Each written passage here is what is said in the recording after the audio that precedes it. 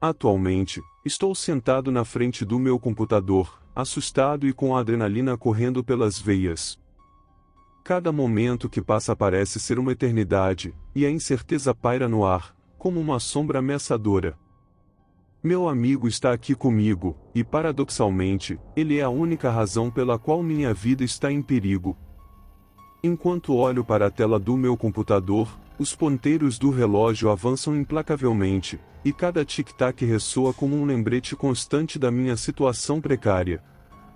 O silêncio que nos envolve é quebrado apenas pelo som ocasional de nossas respirações entrecortadas, e um som de batidas na porta. Enquanto tentamos entender a complexidade dessa situação bizarra.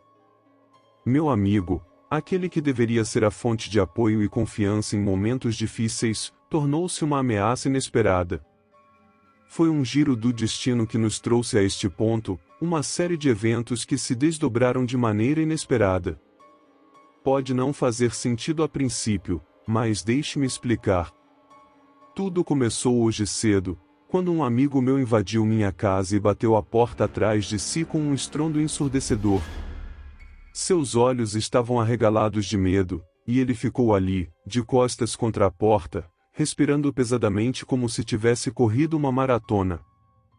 A angústia no ar era concreta, e eu não pude evitar sentir uma pontada de preocupação enquanto o observava. Perguntei-lhe o que tinha acontecido, minha voz trêmula pela ansiedade que emanava da situação. Ele começou a contar a história, sua voz vacilante refletindo o choque que ainda estava fresco em sua mente. Ele morava com sua tia há 1 ano, pois seus pais estavam no México. Eles estavam realizando trabalho missionário em um pequeno hospital no sul do México, dedicando suas vidas a ajudar os necessitados naquela remota e desafiadora região. O hospital estava mergulhado na escuridão, apenas iluminado por lanternas e velas, como era comum em áreas carentes de energia elétrica. Foi então que, como um lampejo de horror em meio à calmaria da noite, um homem enlameado tropeçou na entrada do hospital. Sua respiração ofegante e os olhos selvagens transmitiam um pavor indescritível. Os pais do meu amigo correram para ajudá-lo. Eles o levaram até uma cadeira e o deixaram sentar, oferecendo-lhe água e um cobertor para se aquecer. O homem, ainda trêmulo e com dificuldade para falar, começou a contar sua história em um inglês rudimentar, misturando com palavras em espanhol. Ele alegou que sua irmã havia sido morta por algo que ele chamava de La Muerto Blanco. A sala silenciou enquanto todos ouviam atentamente ao relato do homem. Ele descreveu como sua irmã havia desaparecido sem deixar rastros e como ele havia partido em busca dela, o que o levou até aquela região isolada. Sua narrativa estava cheia de detalhes perturbadores sobre visões inexplicáveis e sons assustadores que ele testemunhou nas noites anteriores. O homem continuou a afirmar, com um olhar de terror em seus olhos, que ele era o próximo alvo de La Muerto Blanco, uma entidade sobrenatural que, segundo ele, ceifava vidas. Confusos, perguntaram-lhe quem, ou o que era um Muerto Blanco. Com uma expressão de medo insondável no rosto, ele disse que La Muerto Blanco era a morte branca. Ela é a alma de uma garota que morreu há anos. Ela morreu pelas próprias mãos, disse ele, sozinha e sem amor. Ela odiava tanto a vida que queria remover todos os vestígios de si mesma da terra.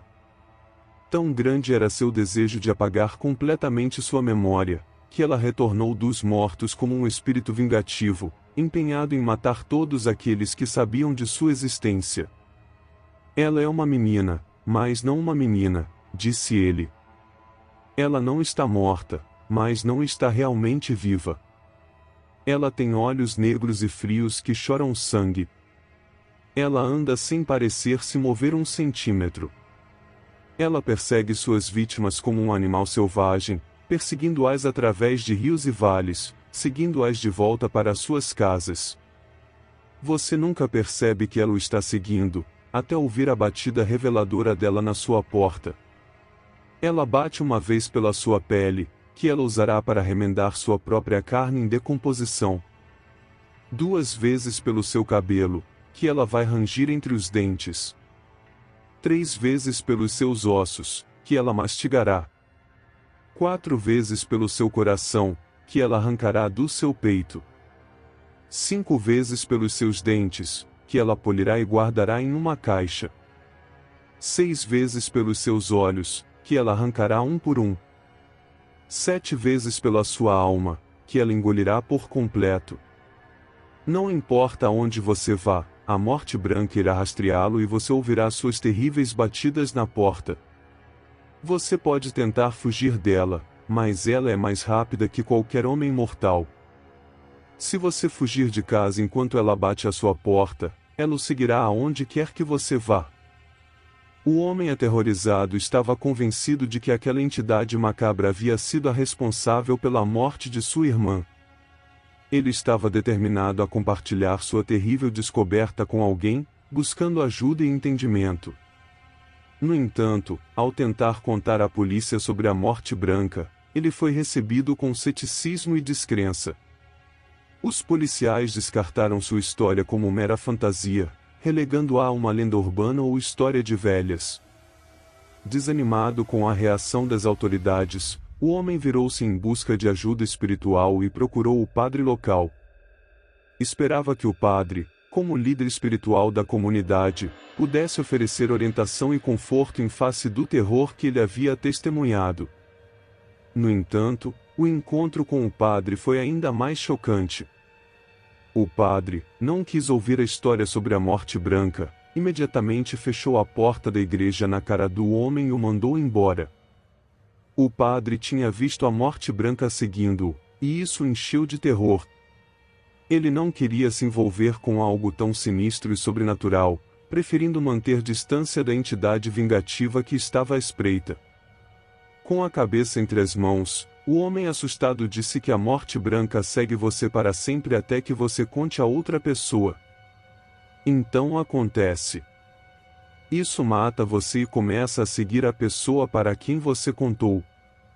Depois de terminar a história, o homem roubou um carro do estacionamento do hospital e desapareceu na noite. Aparentemente, a mãe e o pai do meu amigo ligaram imediatamente para a tia dele e contaram-lhe sobre o homem estranho que encontraram. Eles perguntaram se ela já tinha ouvido falar da morte branca. Ela disse que não e eles começaram a contar-lhe a história que o homem lhes contou. A tia recebeu um telefonema mais tarde. Foi a polícia mexicana. Eles disseram a ela que os pais foram encontrados mortos fora do hospital. Eles foram despedaçados. A tia do meu amigo agiu rapidamente, ligando imediatamente para a escola para dar a má notícia a ele. Enquanto ele ouvia a voz da tia do outro lado da linha, lágrimas inundaram seus olhos, e sua voz se quebrou em soluços de dor.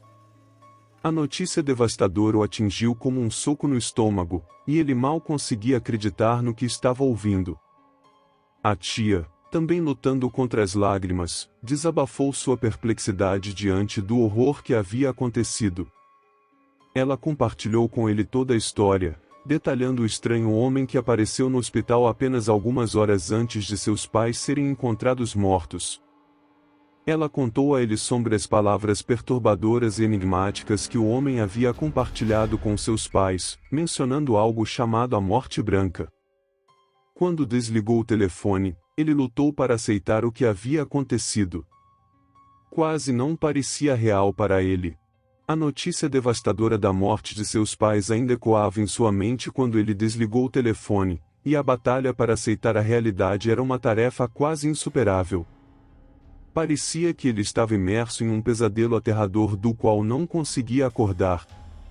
A tristeza e a incredulidade o envolviam como uma névoa densa, tornando difícil compreender a extensão do que havia acontecido.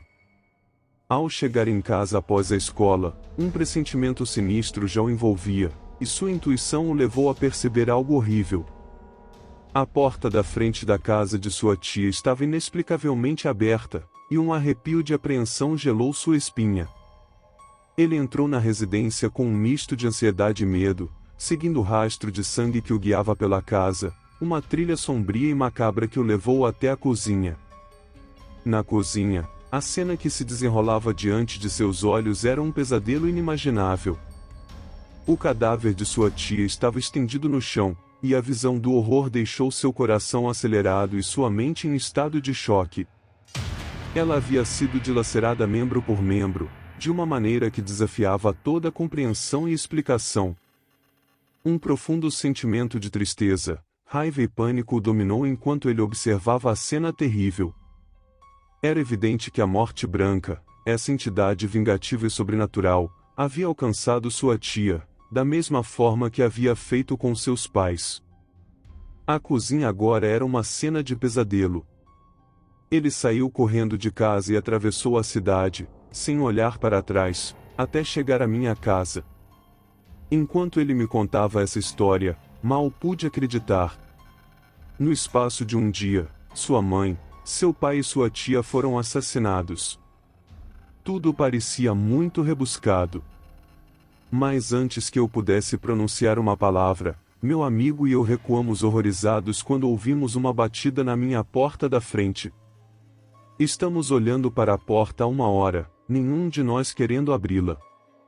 As batidas continuam, cada vez mais altas. Ela nunca desiste. Ela nunca desiste. La Muerto Blanco é imparável. Acho que ela quer nos assustar, meu amigo e eu. Acho que ela quer que culpemos um ao outro. E eu faço isso, e eu culpo meu amigo. É tudo culpa dele. Ele nunca deveria ter contado sobre ela.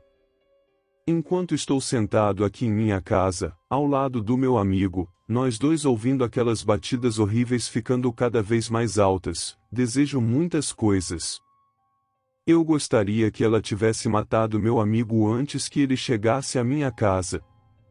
Se ele nunca tivesse conseguido me contar sobre ela, eu não estaria em perigo agora. Me desculpe por tê-lo conhecido. E sinto muito por você também. Me desculpe por ter feito você ouvir essa história. Lamento ter lhe contado sobre a Morte Branca. Porque agora que você sabe sobre ela, ela virá atrás de você em seguida.